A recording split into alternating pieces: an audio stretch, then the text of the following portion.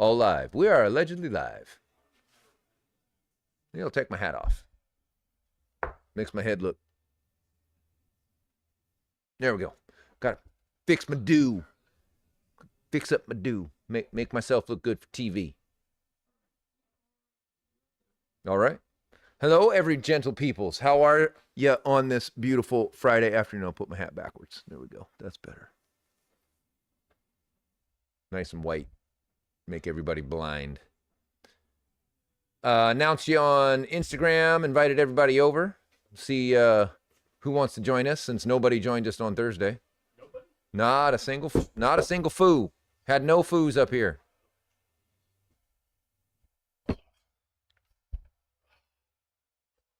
Talking about 3D printed shenanigans. We're talking about NSX versus 458.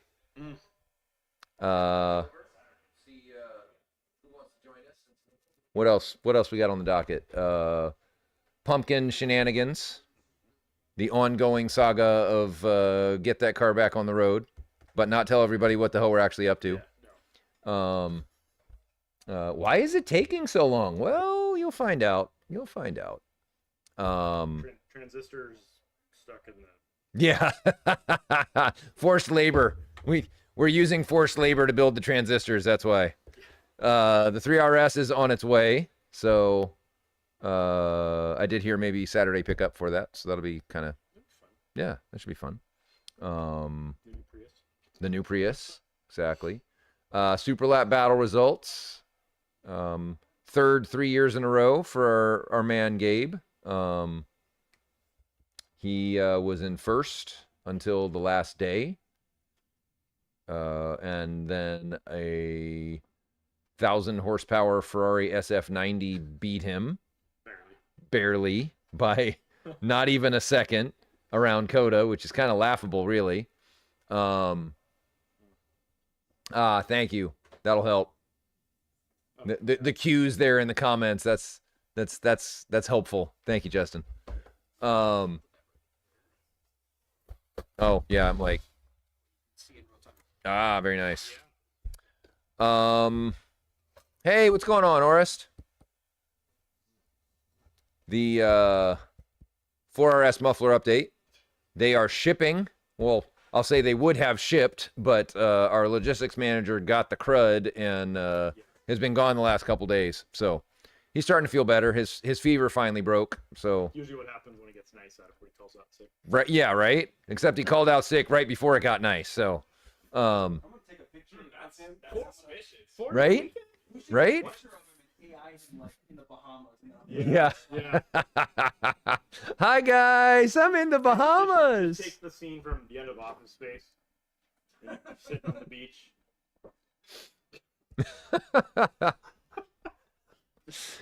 Just poor Ramses. He's at home coughing his lungs out, and he's like, "I fucking hate you guys. You're assholes." That's right. You know you love us.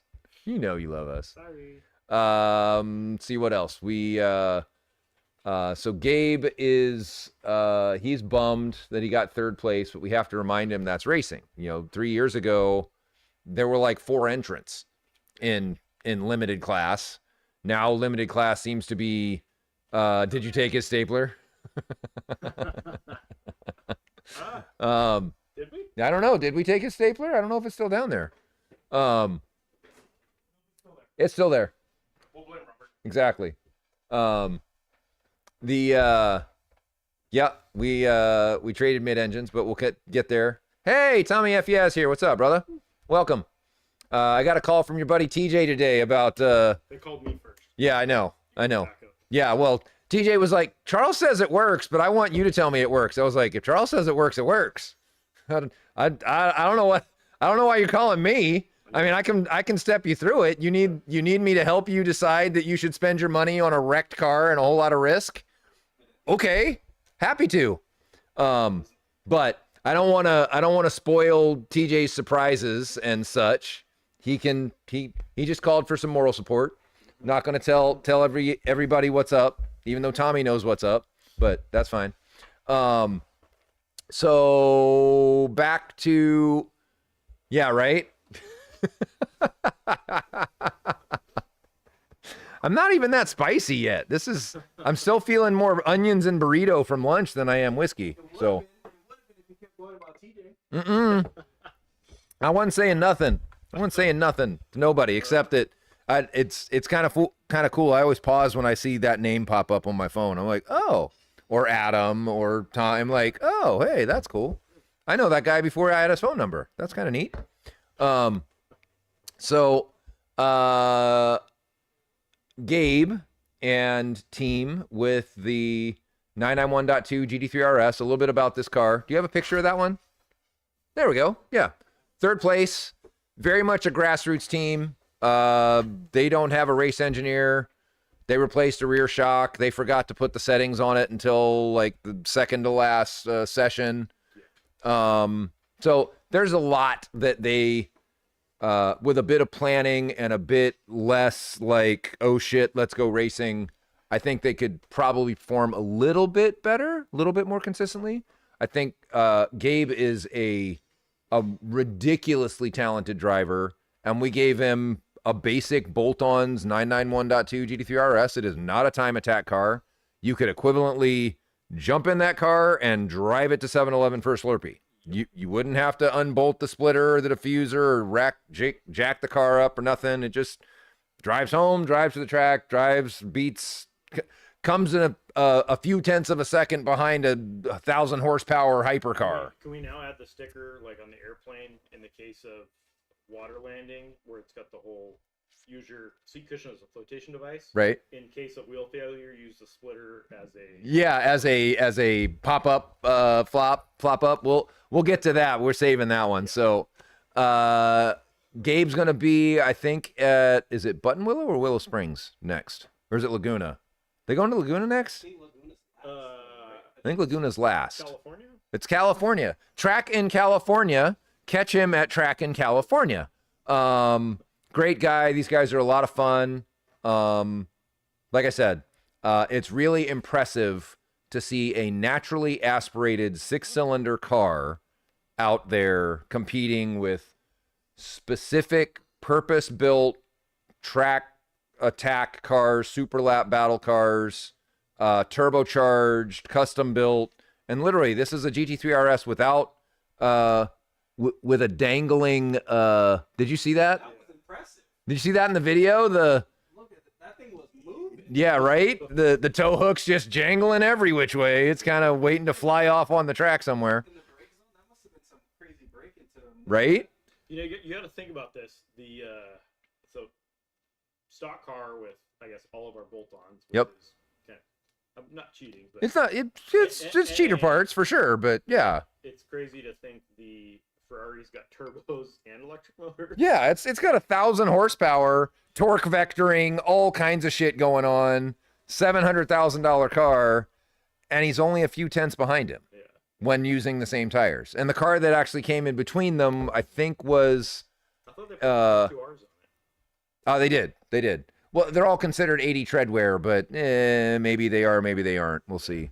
So anyway, congrats to Gabe and team. I'm excited to continue helping them with all of their endeavors. We do have, Charles has some secret sauce in a Cobb tune for the next time when it's not like literally a day before the race. Let's not try and do that.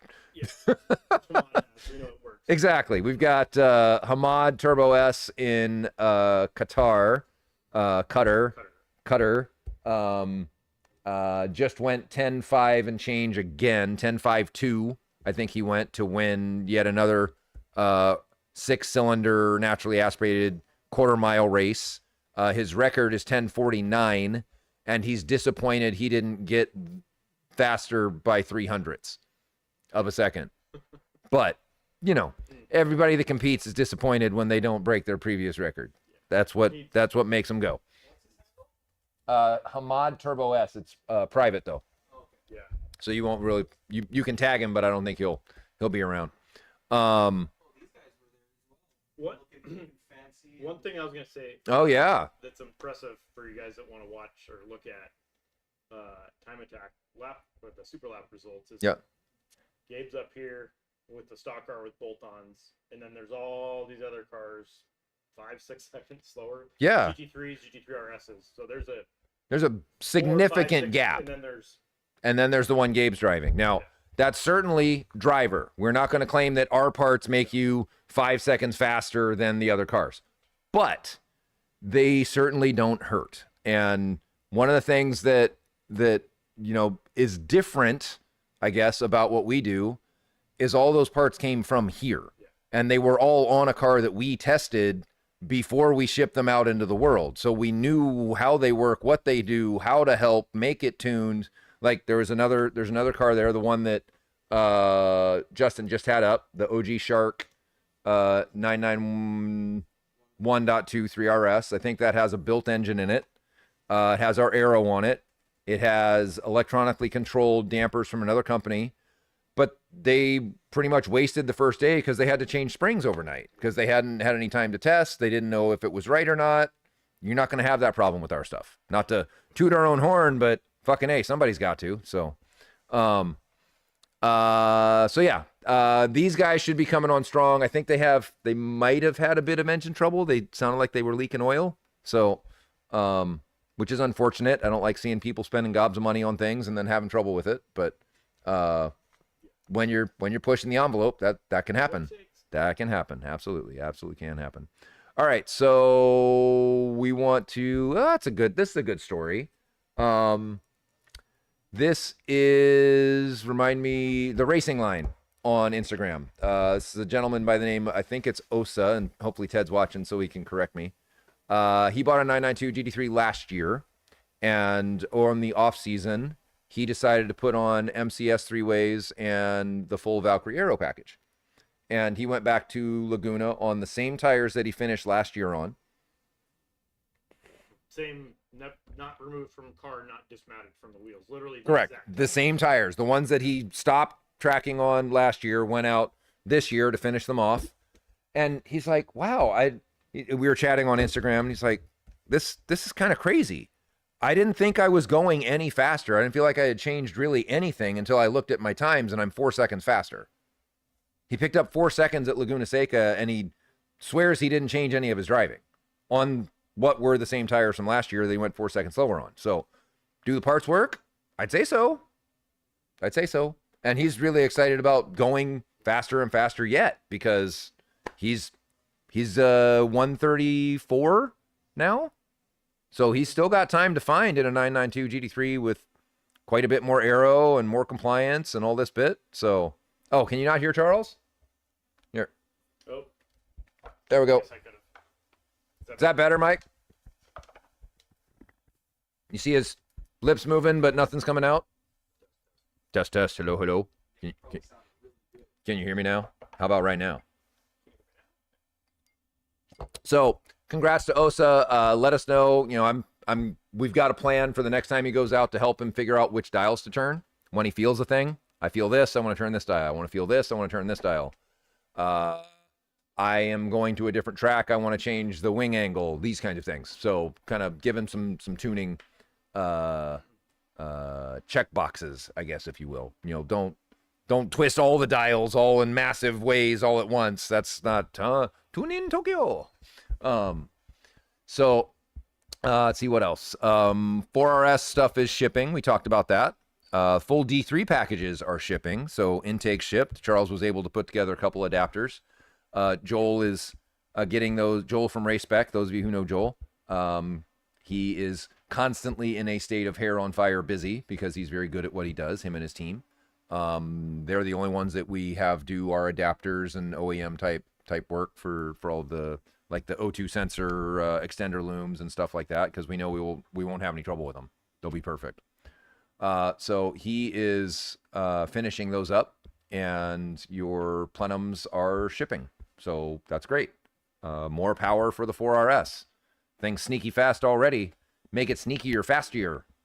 Sneak more fastier. Sneak less sneaky. Sure. Something. Mm-hmm. Sounds cooler. Definitely sounds cooler.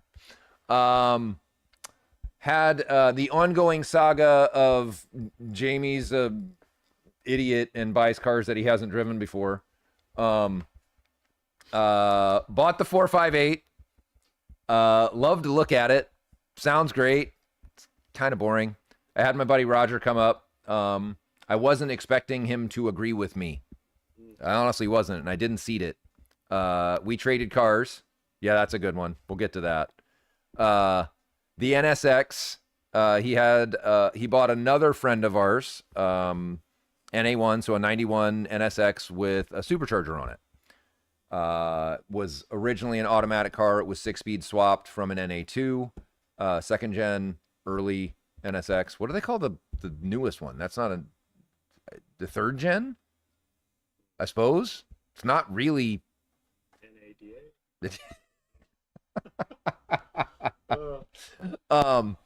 So the NSX is a completely different car, even though it's mid-engine, and the ways that the Ferrari is. Oh, did it turn off? Uh-oh. Charles broke it. It's electronic. Maybe. It's not a laptop. That's true. Yeah, it's not a Windows laptop. Is it plugged in? Yeah. Nope. Nope. Uh-oh. Yep, down. Producer. There we go. The fact that we can charge it and use it at the same time, next level. Brilliant. Technical difficulties. Got a red light now. That's better than no light. Good? Yeah. Maybe? Hello? Hey, there we go. Check. Check. I can see mine going up. I don't see anything. You got focus 2 on up there? Try it again. Hello? Oh, maybe. No, or is that just your mic? This is my mic picking you up. We can put this more in the middle. High production value at Dundon Motorsports. Technical difficulties. That could be our YouTube channel name. Yeah, we're working on it, Howard. I could just put duct tape. Nice. Charles, you just sit here and nod. No. Yes. No. Nope. No, don't do that, huh? Yes, no, maybe. No. Seems like no. Nope. Oh, I got a green light on though. Hey, I think I can hear you from this mic better. Let's get this over there. Maybe. Is that better? Yeah. It's not connecting, brother. Right? So we'll just use this one in the middle. We'll work on You guys can work on it. it. Okay. Okay, where were we? So NSX and 458. NSX is very, I don't know, it's got great visibility, it's analog. The fact that it's a manual gives you engagement when you're driving around town. The 458, and don't hate on me, it is a brilliant, beautiful car. And honestly, I would say it's beautiful first. It has a wonderful engine in it. But it is not a daily driver. I don't think it ever was intended to be a daily driver. I'm just a dipshit that bought it for a daily driver. So, Try this. is that working better? Oh, I don't know. Yep. Nope. What? No, it's not. All right, back to this one. Oh, wait. Is it working? Maybe. Hello. Can Maybe. you hear me now? Maybe. Maybe. Hey, there we go. Yes. Yes. Hey. Hey, we got it working. So everybody missed all my All bad funny comments. all your bad funny half comments. dad jokes? Maybe Okay. you can. We'll get them back. We'll get them back. So Roger took 458, and he kind of came with the same result, that the 458 is a wonderful, boring car to drive around town. It's gorgeous. If you ring it out, actually give it some full throttle and have some fun, it's fantastic. But it's kind of not right for me. It's funny. I took Charlie for a ride in it last time I drove it home. Yeah. Asked her then, do you like it? Eh. Yeah, right? Just even saying it. She Right. was just, Eh. I don't know. It's So, that was fun. it's a big cushy seat. So I'm not sure what's next, but I'm just gonna cool my jets for a minute and not not fret over it. It's not going to lose money for a while. I'll just keep it and drive it and enjoy it. Maybe take the wife somewhere on it. Let's see. We did NSX 458. We did Gabe update. We did 4RS stuff. We did have a question I want to get back to. We'll get, actually, let's talk about let me answer this question first, and then we'll come back to our man Ed, who, quite honestly, if he didn't have bad luck, he would have no luck. Is that better? I don't know, maybe in some instances. So the question was, guys, for mainly track work, 991.2 GT3 PDK or 4RS, coming from succession of 981 and the 718 GT4 with a bunch of tricks. Generally, you're either a 911 guy or a Boxster guy. I'd say that's right. Just like comfort driving the car. Yep, I'd say that's right. That's probably what that might come down to, really. I'd say, but yeah, one of them takes less to make it competent, I guess. Not like terrifyingly scary at the limit. So like the 4RS is stiffer than previous generation Caymans, and because of that, its reactions are faster, and that makes it a little bit scarier than guys that are coming from like a 981 GT4, which is pretty soft. You know, it's a little slow, it's a little soft, pretty, it understeers, it has those things, but it's not terrifying to drive. It's actually relatively compliant, if you will. It won't try to kill you immediately upon... Yeah, once you get enough added horsepower, at some point you need wider and longer wheelbase. Yes. Which kind of turns into a different car then. Yeah. I mean, a 991.2 GT3, I think, is a great car. You wind up with more weight in a 911 over the rear wheels at all times that you don't have in a mid-engine car, at least a Cayman. Right. All of the cars can be made substantially better. The 4RS, I would say, was one of the most dramatic changes from start to finish with all of the goodies that we threw at it. Yeah. But you're kind of buying into a premium. The 4RS is still pretty vaunted. It's still pretty rare. They're still asking for ADMs. A 991.2 GT3 you can get for a little less than that. We have a pile of parts already ready for that car and more coming. So yes. Our deck lid project, one of these days when we stop throwing little doodads and stuff, and some of the other more time pressed projects get finished up, then we'll have that done. We're reading some of Ed's comments. We'll get to that in a second. I'll show that picture. But to answer your question, I would say either car can be made awesome. You just have to decide what camp you want to be in. You know, I fall into camp 911, generally speaking. And the 4RS I didn't really care for when we first got it. It's unnerving to drive at the limit, even my limit, not necessarily the car's limit. But once we got everything done to it, I really enjoyed that car. It had lots of power, lots of personality. It'd be interesting to drive it again. Maybe you can get John McClellan's car with the new wheels. Absolutely. That we wanted to send Ted out. We were hoping on the 29th, if it was going to be a bluebird day like today in the 40s with super high pressure and lots of warm, sticky track. Oh man, that's a 139 waiting to happen. Yeah. So, anywho, let's talk about Ed. Can you throw that picture up for a sec? The one that actually start with the one of his car, so everybody knows what car we're talking about with the Advans on it. So our buddy Ed has had a hell of a time here, I'd say, in the last 12 months. Had an engine go kaput. It took Porsche 9 months to decide to put an engine in it and get an engine to put in it. Finally got an engine in it. This is him after he got it back home. You can see a little bit of snow on the snowplow on the front of it, which is great. Ed uses his toys. He enjoys the shit out of his life, and he uses his toys as we all should because we work hard to get them. He's at the track today, and he bought a set of wheels that I wasn't really keen on. Honestly, we won't throw them under the bus, but we will show the result of when you buy, quote, a light wheel, this is what can happen. So notice how there isn't any tire there or even really any wheel there. You just got parts of spokes connected to the center lock. So he was at the ridge. That's a good one.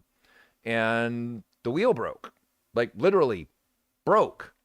And he has our splitter on the front of the car. And Ed was saying the only thing that kept the car from further damage was the fact that the splitter was on there and protected the rotor and protected the rest of the car from just getting all janked up, which is pretty cool. We didn't make it so that the car could do a belly landing, but it looks like it can. Yeah. So that's kind of cool. I wouldn't recommend using the splitter for that all the time. Maybe but somebody else will go out and try this. Yeah. Hey. That sounds like fun. This sounds like a great thing to do. Let's see if we can turn it into a sled. Both front wheels off and just, try just like... push it down the trailer. Turn by throttle. Hopefully your differential's working.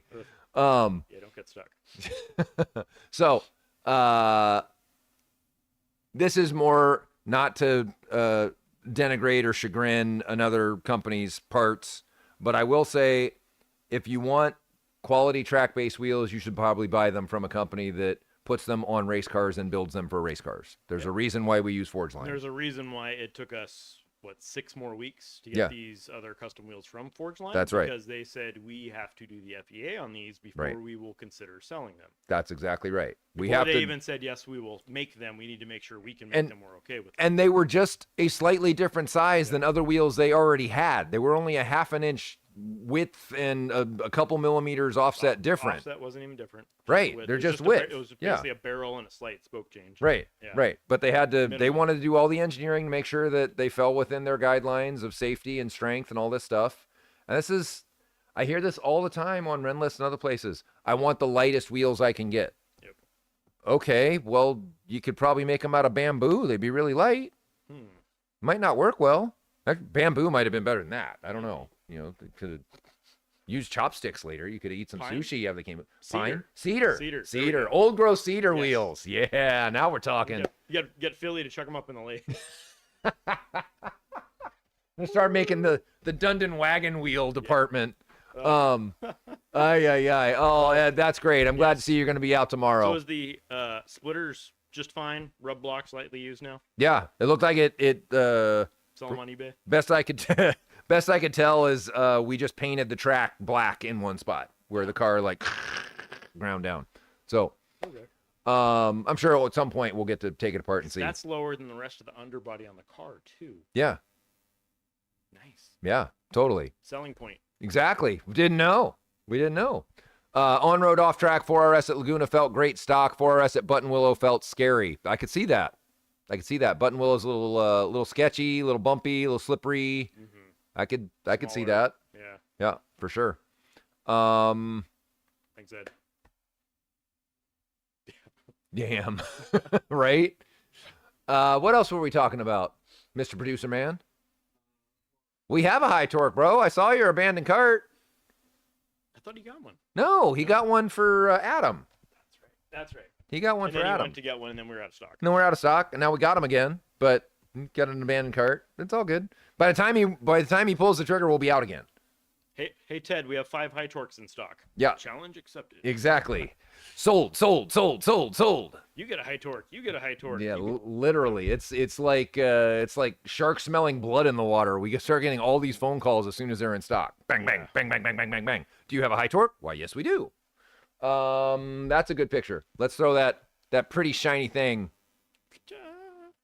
Yes. MCS is in my opinion, even more so than our Aero, is the biggest single thing you can do for a 4RS to make it manageable, docile, controllable, all these things, right? You know, because if you do MCS, you can also do our much wider wheel package.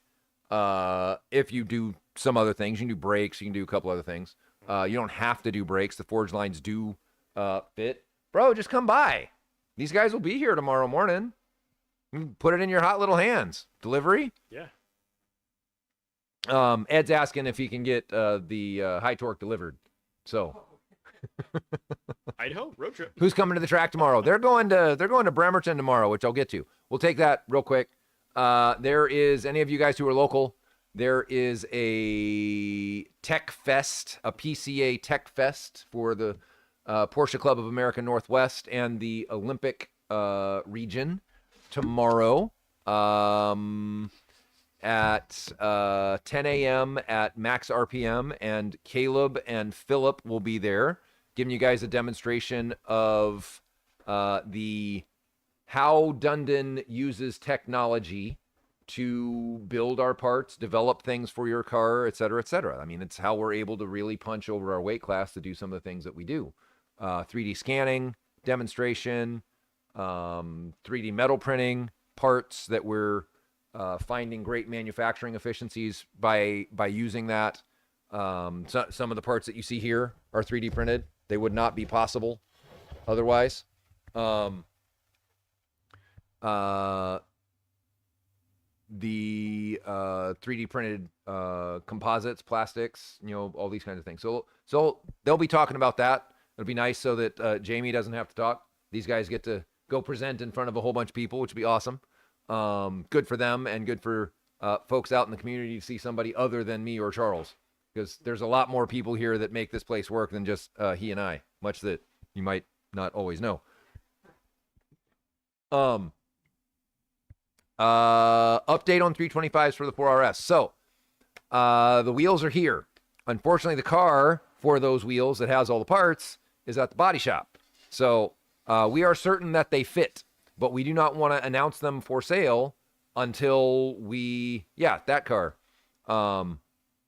until we put them on the car. I mean, you can see those are the 305s that are on the car, and they're hella flush. They look beautiful. We can put 325s on the car because of room we make on the inside, not the outside. So they will stay looking hella flush, but they'll also be hella chunky. So you get that chunky flush. Is that hella chunky flush? Not to be considered something that might happen after eating a burrito. That could also be a hella chunky flush, but and these are his new wheels.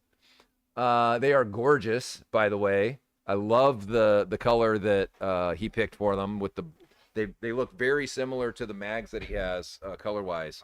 And John was very forthcoming, adventurous. He picked two different styles.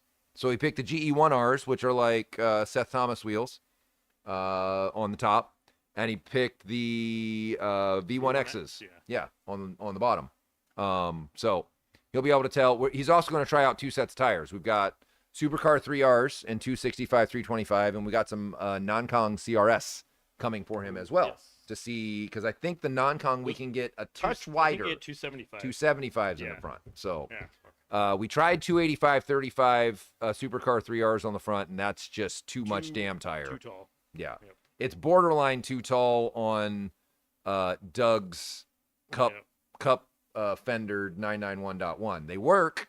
They look great, but a 285/30 would sure be a nice. Yeah. They'd be really nice to have if that could work. Wheels on John's car. So John's car, they finished the update. John's car is in the body shop. It had somebody backed into him in a parking lot, it looks like. And of course, on these cars, that means it's like $47,000 in damage because the hood got bent and the bumpers got a hole in it, and who the fuck knows. Okay. The splitter, the aero worked out fine. Exactly. It's also 2 inches off the ground, so I don't know who the hell's going to hit that. So hopefully his car is put back together soon, because we have a date at Road Atlanta in early May with that car, with a race car driver and a brand new GT3 RS. So before that, we need to finish final fitment. Yeah, final fitment and put the brakes on and put the top hats on and the tie rods on. We've got a fair bit of work for that one. Quick pumpkin update. I'm not going to allude too much, but Charles is forever surprisingly ingenuitive. There aren't many things that you can say, hey, do you think this is possible? I don't know, but I'm going to get it about 80% of the way there, and then the rest of it, I'll figure it out. Yep. And that's kind of what's going on with Pumpkin right now. It's more than 80% of the way there, but it's at least 90. Literally 37 30-minute little tasks that need to get done to get figured out to finish it all the rest of the way to make it a running, driving, complete with a defroster and an air conditioner and a speedometer working and all these other things kind of going. And if you guys are completely confused as to what the hell we're doing, just stay tuned. It'll come. You'll know soon enough. Some of you might know. Yeah. Shut up, Justin. What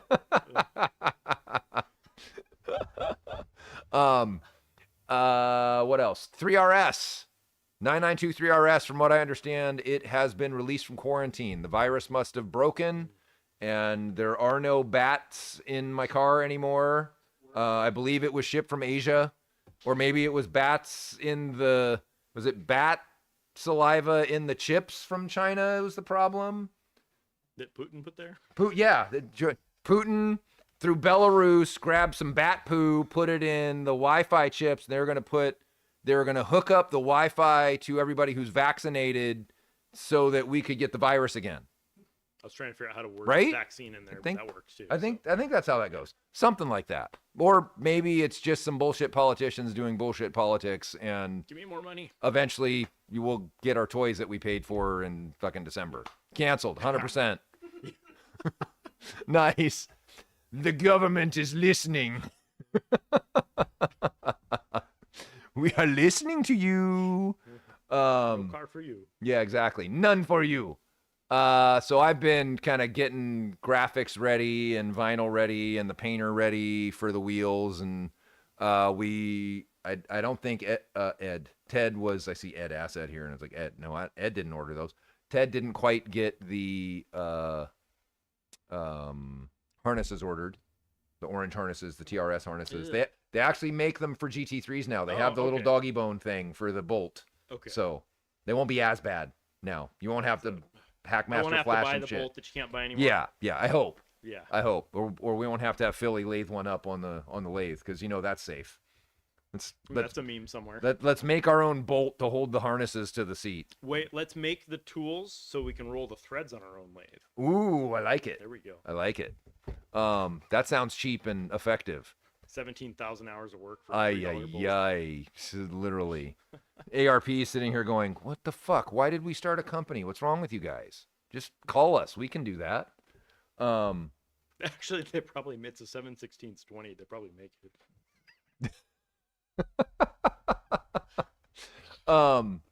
So 3RS should be here.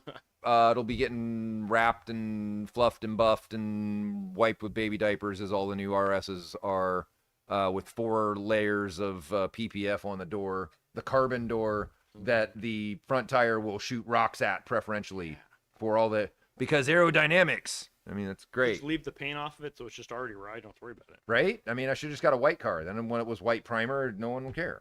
Wouldn't be able to tell. So that one should be coming together. I don't know how quickly we'll be able to do anything with it, but we'll get it broken in and do our thing. We have this is a good segue, because we get asked about this a lot. We have learned and adapted our commentary on break-in for modern GT cars. They are not Honda B18s or anything else. Right? So Charles, why don't you talk to him about why that is? I talked to Ed's very versed on this. Yes. When he stopped by last.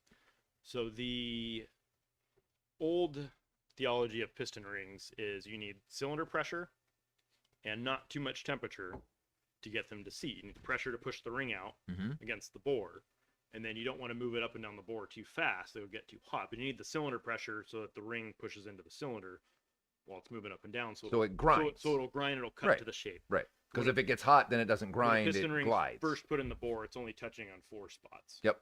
And then as it moves up and down, even just manually cranking, those points eventually get wider, Yep. and wider, Yep. and it spreads out. Well, as you have the tension of the ring pushing out against the cylinder, as you get more surface area, the actual pressure pounds per square inch decreases. Mhm. So once you get, say, 90% of the ring seated, your pressure is about 1/10,000th the amount pinpoint that Yep. it was. Yep.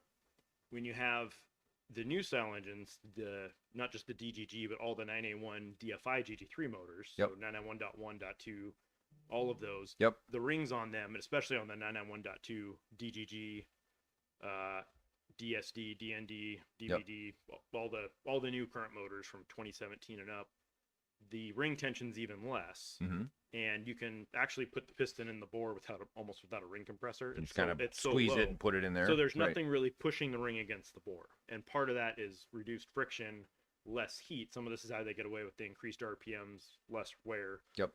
However, you need extra assistance to get the ring against the cylinder wall so that it actually will cut in. Right.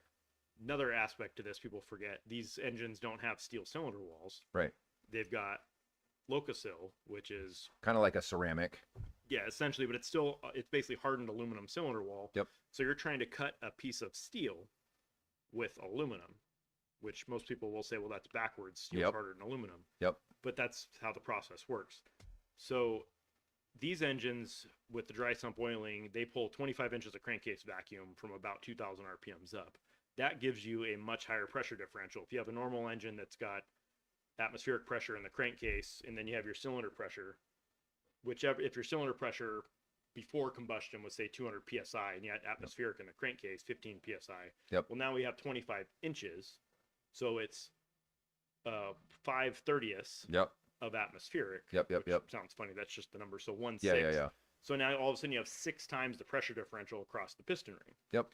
That pressure differential will help Pull seal it the out. ring, pull it out Yep. from the cylinder and keep it against the cylinder wall. Just pressure differential, just like everything else, wind Squeezes the Squeeze. ring kind of down into the groove and pushes it into the bore. into the bore. Yep. So they're not using high pressure, which can create extra friction. They're using the suction to help seal it. Yep.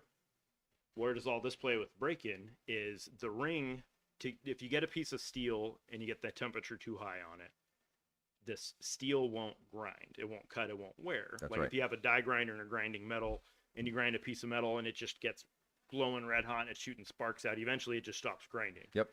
You take that and you get it cold, pull it out of the freezer, you'll grind it away like a cheese grater real quick. Yep. So you need to keep the temper of the ring really low while it's wearing up and down on the cylinder bore. That way it will actually wear into the cylinder bore Right. shape as much as possible. What causes the temperature? And this isn't engine temperature. This isn't 185 degrees. The actual temperature of the piston and the piston ring and the cylinder is much higher, Right. 253, 400 degrees. The increase in temperature is from the increased RPMs. When you run the engine Right. higher and you keep if you all of a sudden just take a brand new engine, especially these, rev it up to 9,000 all the time, Yep. your average piston speed, not just your average piston speed, your actual speed, not just deceleration and acceleration, gets too fast. And as far as an For actual it to do any an kind of actual abrasion number, or cutting? Sure. the converted piston speed number is about 65 miles per hour. If you can imagine a piston going Sure. along that quick. Sure. But it's going back and forth every 3.5, 4 inches at Yep. a time, back and forth, back and forth. Yep. That's the maximum speed for longevity in most engines. But this, you want to keep that speed as low as possible. Yep. Within a range, but you want suction in the crankcase to make sure Yeah. pull back in the Yeah, crankcase. yeah. You got to keep it above 2,000. But you want to keep your engine speed as low as possible. That will keep the ring temperature down. If the ring temperature gets too hot, it won't allow it to cut into the bore shape, Right. shape of the bore, or cut the ring to the shape of the bore. So interesting anecdote with this. Renlist, our favorite place to get actual, real, documented facts for how to do things, being sarcastic. But in this instance, it kind of did play out. Our 4RS, we didn't buy from new. We bought it used. It came to us with 600 miles on it, 300 miles on it, something like that. And then we broke it in, and we didn't. 300. Yeah, we didn't do it this way. We did it a different way. We kind of did it in a more accelerated manner to get it on the dyno and get things cracking. Yeah, it wasn't as slow as it should have been. Right. But it also wasn't controlled by, say, you and me. Correct. Which I think Correct. was half the problem. Yes. We gave the car to some friends to break in because, of course, Charles and I are always busy either with home life or work life or all this shit, and we can't drive a car around for 1,000 miles just because we want to all the time. Point is, the 4RS, a number of them will consume a little bit of oil. That oil consumption can generally be traced to ring seal. Generally.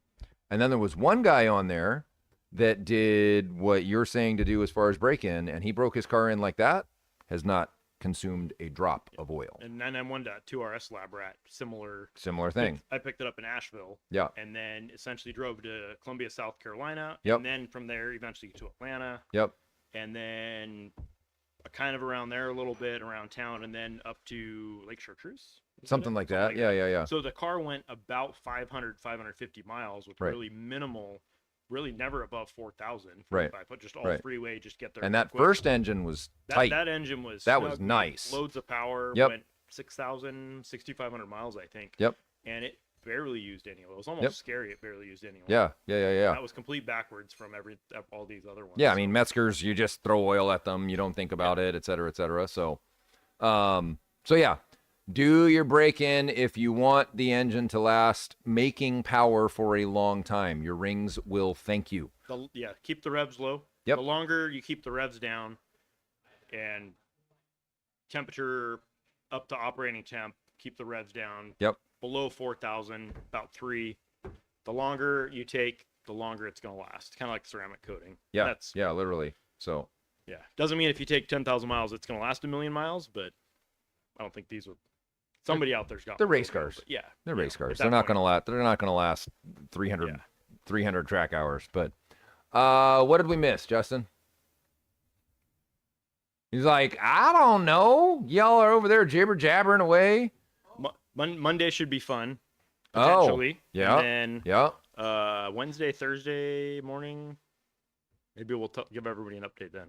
Oh yeah, totally. So we're trying to we're trying to move this away from Friday nights where Charles would like to go home and see his family, and Jamie would like to not be here till 6 o'clock on a Friday night and go see his family or pet his cat or I don't know, drink whiskey in my backyard where it's beautiful by myself. But maybe not. That sounds lonely and depressing. Watch the container ships. Watch the container ships go by. We are starting a morning show called the Weekly Roast. These will happen on Wednesdays or Thursdays, and it sounds like to get everybody to know what the hell is going on, we should probably pick day. Sounds like something that's supposed to be on Comedy Central. Right? The Weekly Roast. Good night, sir. Take it easy. The point of the show is to give our East Coast folks, our European folks, even some of our Asian folks, Chinese, Japanese, Korean, Malay, et cetera, a chance to see us and interact with us live. Because 5 o'clock on a Friday, it's a little alienating. It's good for the West Coast. It isn't good for everybody. So, I mean, it's 8 o'clock East Coast, and maybe you're in the middle of dinner, you're going out with your family or whatnot. You can't always listen to us jibber jabber about bullshit. So join in during the week. We will continue to make a strong push to keep you all in the know so that you know when we're doing them, so that we might have some folks join us. It was very lonely on the last one. Black and knees, nice. You can always count on Black Walter. And if you want more info about this whole pumpkin ordeal, you're gonna have to wait till then. You're gonna have to wait till then. We're not gonna tell you until we can take you for a ride in it, because that'll be. Ooh, there we go. That'll be fun. We can do live Weekly from Roast live from the passenger seat, drinking coffee in the pumpkin. Is it a pumpkin latte at that point? Do we wait till November now? Oh, fuck that. I'll make you a pumpkin. I'll figure some shit out. Pumpkin spice. All right, y'all. I think that's all I got. You got any more? Nope. You good? All right. Good night. Thank you for joining us. And